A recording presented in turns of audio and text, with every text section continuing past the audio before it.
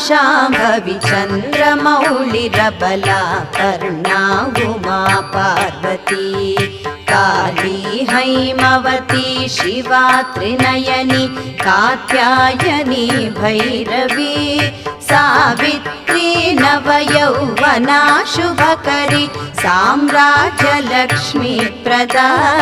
चिद्रूपी परदेवता भगवती श्रीराजराजेश्वरी अम्बा मोहिनी देवता त्रिभुवनी आनन्दसन्दायिनी वाणी पल्लव पाणि वेणुमुरळी गानप्रिया लोलिनी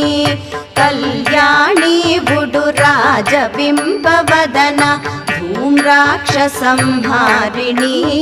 चिद्रूपी परदेवता भगवती